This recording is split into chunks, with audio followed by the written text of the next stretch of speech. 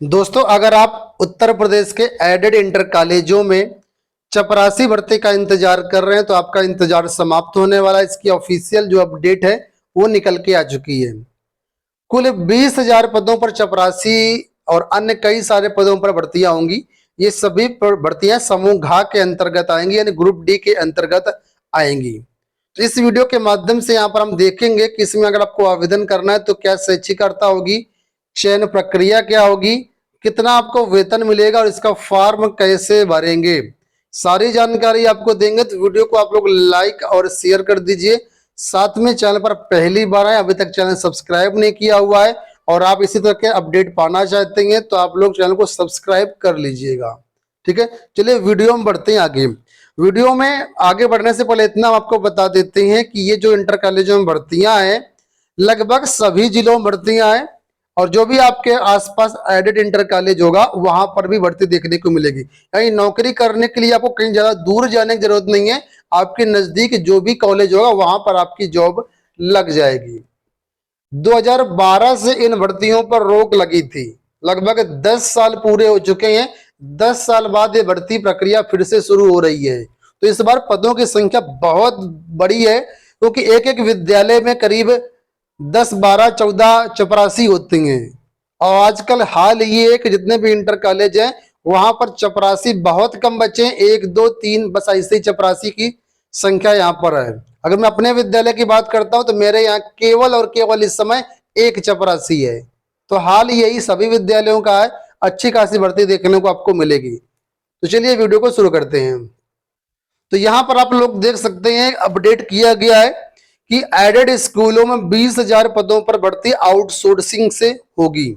जितने भी प्रदेश के शासकीय सहायता प्राप्त माध्यमिक विद्यालय है उसमें चतुर्थ श्रेणी के सभी पदों पर भर्तियां की जाएंगी और शासन ने इसके लिए मंडलवार सेवा प्रदाता संस्था व अभ्यर्थियों के चयन के लिए समिति गठन करने के निर्देश दे दिए हैं। उत्तर प्रदेश की बात करें तो कुल मिलाकर के 4,512 एडेड स्कूल हैं। ठीक है, और यहाँ पर अगर कुल रिक्त पदों की संख्या की बात करते हैं तो यहाँ पर देखिए बताया गया कि लगभग 45,000 पद यहाँ पर रिक्त हो सकते हैं। जो भी पद रिक्त होंगे उन सभी पदों पर भर्तियां की जाएंगी, लेकिन अभी जो यहाँ पर रिक्त पदों का आंकड़ा बताया गया है वो करीब यहाँ पर बताया गया 20,000 के आसपास। ये संख्या बढ़ भी सकती है, घट भी सकती है। जो डाटा होगा, ऑफिशियल डाटा होगा, वो रिक्त पदों का ब्यौरा आ जाने के बाद आपको बताया जाएगा।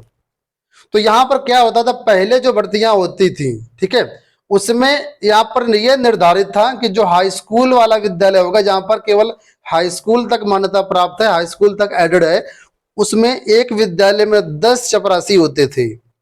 और इंटर वाला जो विद्यालय जहां पर इंटर तक मान्यता है, मतलब एडेड है वो विद्यालय, तो वहां पर 14 चपरासी होते थे।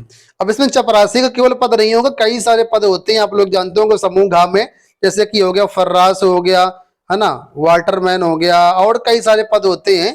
तो जब विज्ञापन आएगा तो उसमें जारी आपको तब पता चलेगा कि हाँ कौन कौन से पद है, लेकिन सब ये पद समूह घ के अंतर्गत आपको देखने को मिलेंगे। अब इसमें बात कर लेते हैं अगर शैक्षिक अर्हता को लेकर के कि यहाँ पर शैक्षिक अर्हता क्या मांगी जाएगी, तो आपको बता दें यहाँ पर जो अर्हता है वो मांगी जाएगी आपसे इंटरमीडिएट, यानी अगर आप 12वीं पास हैं तो इन भर्तियों में फॉर्म भर सकते हैं। ठीक है, बात कर लेते हैं अगर एज को लेकर के कि यहाँ पर एज कितनी होगी, तो एज के लिए यहाँ पर बताया गया कि अधिकतम जो एज है वो 40 वर्ष तक की रहेगी। 40 वर्ष से आपकी एज कम होनी चाहिए, ज्यादा हो गई तो आप फॉर्म नहीं भर पाएंगे। हालांकि हो सकता है कुछ एज में छूट दे दिया जाए, लेकिन वो उसी वक्त पता चलेगा, अभी कुछ भी नहीं कहा जा सकता है। ठीक है, तो अधिक 40 से नीचे अगर आप हैं तो यहाँ पर आपको फॉर्म भरने का मौका मिलेगा, कोई भी दिक्कत नहीं रहेगी। अब अगर बात कर लेते हैं भाई इसमें पेमेंट कितना मिलेगा, क्या ये नौकरी सरकारी होगी या संविदा पर होगी या प्राइवेट होगी, तो आपको बता दें ये जो नौकरी है आउटसोर्सिंग के माध्यम से की जाएगी। यहाँ पर साफ तौर पर देख सकते हैं लिखा है कि एडेड माध्यमिक स्कूलों में आउटसोर्सिंग से भर्ती होगी। अब आप पूछेंगे आउटसोर्सिंग क्या होता है, तो आपको बता दूं कि आउटसोर्सिंग का मतलब ये भर्ती सरकार नहीं करेगी, ये भर्ती किसी एजेंसी के माध्यम से होगी। और ये भर्ती एक तरीके से प्राइवेट भर्ती होगी, ये कह लो संविदा के आधार पर भर्ती होगी, ये परमानेंट भर्ती नहीं होगी।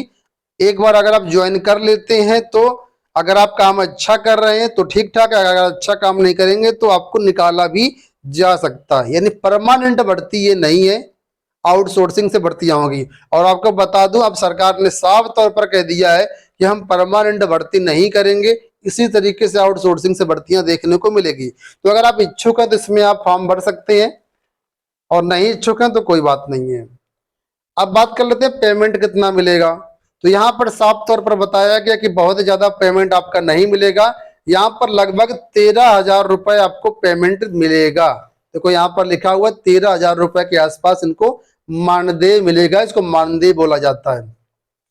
अगर मैं बताऊं एग्जैक्ट पेमेंट तो यहाँ पर 13,072 रुपए आपको कुल मानदेय मिलेगा, जिसमें से 45 रुपए ईपीएफ के रूप में काट लिए जाएंगे। ये ईपीएफ आपका एक तरीके से एम्प्लॉय प्रोविडेंट फंड होता है, और इसमें एक तरीके से पैसा आपका कटता जाएगा, और जब आप बाद में आपको पैसा मिलेगा एक साथ है। ठीक है, तो ये हाल है पूरा यहाँ पर चपरासी भर्तियों का, समूह गा भर्तियों का। तो इसके लिए आप लोग तैयार रहिए। अब भर्ती प्रक्रिया कब तक शुरू होगी, कितना टाइम लग सकता है, तो उसके बारे में भी आपको बता दूं। तो यहाँ पर देखिए बताया जा रहा है कि ये जो भर्तियां होंगी जेम पोर्टल के आधार पर की जाएंगी। जेम पोर्टल एक तरीके से प्राइवेट जो कंपनी है, वहां से आपकी भर्ती की जाएगी।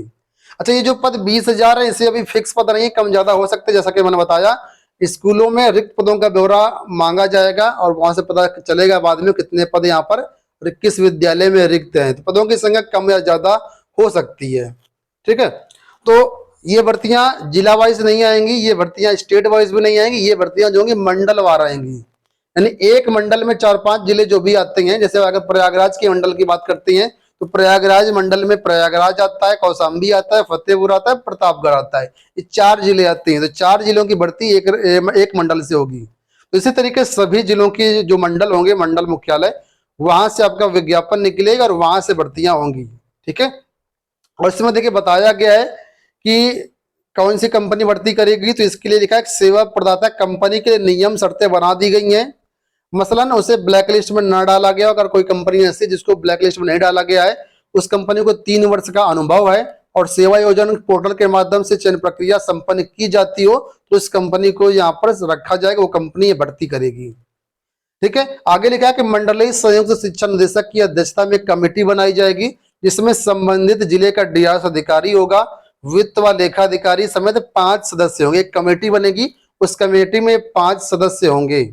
ठीक है, यदि चयनित अभ्यर्थी मापदंडों पर खरा न उतरे तो उसे 1 महीने का नोटिस देकर के कार्य मुक्त किया जाएगा। जैसे सपोज करो आप ज्वाइन कर लिए, आप भर्ती हो गए, लेकिन अब स्कूल में आप सही से काम नहीं कर पा रहे हैं, है ना, तो फिर आपको एक नोटिस दी जाएगी कि आपका काम सही नहीं है, और 1 महीना पहले आपको नोटिस दी जाएगी और 1 महीना बाद आपको निकाल दिया जाएगा। तो ये पूरी प्रक्रिया यहाँ पर रहेगी आपकी।